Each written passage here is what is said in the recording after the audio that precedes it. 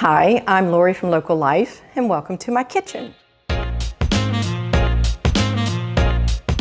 You may notice in the magazine there's a lot of content devoted to food, and there are a couple reasons for that. One reason for sure is that we live in a low country area that has many great chefs and tons of great restaurants.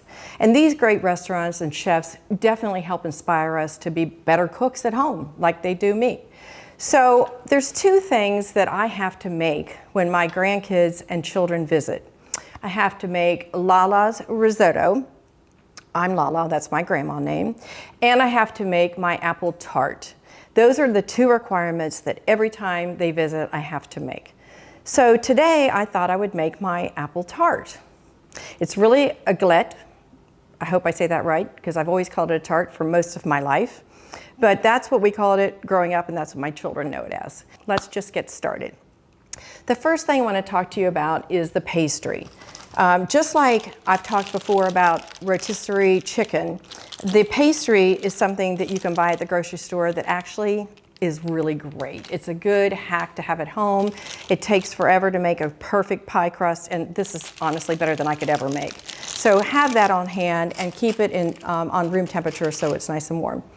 And then the second thing that you need are apples. I just love green apples. They're very tart, they cook amazingly, and that's what I've always used. A sharp knife is one of your best kitchen tools other than your hands. And there are 100 different ways to peel apples, but I just go at it with my knife and just turn it in circular movements. People have games on how long you can get the peel to be, and if you break it, it's like bad luck or something, but I never do that because I always break it. So peeling your apple is fun and creative, and the sharper the knife, the faster it goes. So just like that, it's done.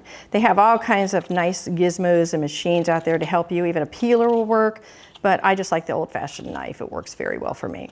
So once you've peeled your apples, then you just simply go and slice down away from the core. I love this recipe. It makes me happy. Anytime you have cinnamon in the house and apples, baking, I'm happy. I think that's why my grandbabies like it so much. So what I'm going to do is just take all of these and give them, I don't do it too thin, I don't do it too thick. As you get better, like I do with recipes, I just try to improve them every time I make them. Unfortunately, a lot of times I don't even have a recipe. I just wing it, which is part of the fun and creativity of cooking. So we're done chopping all of our apples, and apples do oxidize. So you have to be careful with them turning brown, which is pectin, which is not a bad thing. Pectin is good for people when they're sick sometimes. So take a little bit of lemon juice, spread it around. Fingers are always your best tool. And then what we're going to do is add a little pinch of salt, because a little salt will bring out the brightness, bring out the flavor. Salt always enhances flavors. And then we're going to add some fun stuff. We're going to add some cinnamon, which I love. Like I said, any house with cinnamon cooking is a good house. And then I'm going to add some nutmeg. And there's all kinds. You can buy ground nutmeg. You can do it yourself. If you do it yourself, just take it and use a little doohickey like this. I'm sure it has a name. I can't remember right off the top of my head. Put a little bit of nutmeg. It's perfect. Perfect. Give it a little stir.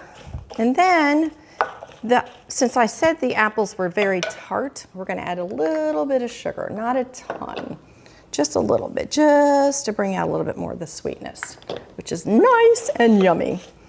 So, believe it or not, that's how easy it is to make the apples. Done. Put it away. So, now we'll make the topping. And the topping is really fun.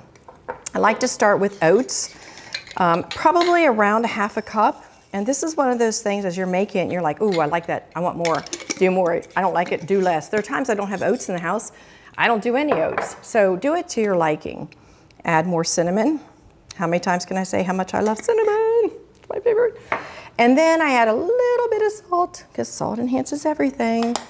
And then I add some brown sugar. Brown sugar is always my friend. Love it. And then a tiny bit of the white sugar. This is probably the sweetest part, which I love. And do a good mix.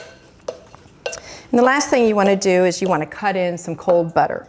So get cold butter, just about a half a cup, and you just take your knife and just shave off little pieces. The beauty of this is you really can't do anything wrong. It's super easy, it's super fun, and you can't mess up. I think I've made this 100,000 times and it always has turned out great.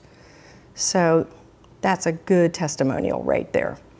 All right, after you've got that, wipe your hands a little bit and then start mixing this around. Like I said, it does not have to be perfect.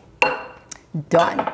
So take your sheet that I have put parchment paper on, and I've sprayed it with some cooking spray so it doesn't stick. Take out your pastry dough, which is room temperature, and peel it. If it's not room temperature, this part is the hard part, peeling it. And lay it on your parchment paper, just like that. Nice and easy. A little bit of my friend again. I have a lot of friends in my kitchen. I love my kitchen. I have my little mousey, he's my friend. And you can put a little sugar. I think this time I'll do a little bit of, and this is the part that I think is so much fun about cooking, is that creativity. I've talked about that 1,000 times, but I'll continue to talk about it forever. Take your apples, and this is where your judgment. If you have little grandbabies sitting there staring at you saying, I want some of the apple, give them some of the apple. If you have plenty, if you don't, say, gotta wait. So I think that's plenty right there. Perfect. Those are for the cook in the kitchen. That's what they used to say. Anyway, so go ahead and take that. Now here's not the tart part, the Galette part. So you take this, you pull it up, easy peasy. This is the fun part. I used to be an art teacher, and this is part of the ceramics I loved when you played with your food a little bit.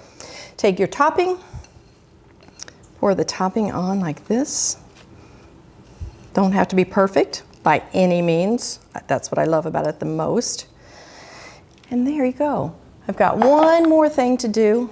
Not that it's not sweet enough. We take a little sugar and you put it on the outside of the crust, which is my favorite part of this whole dessert.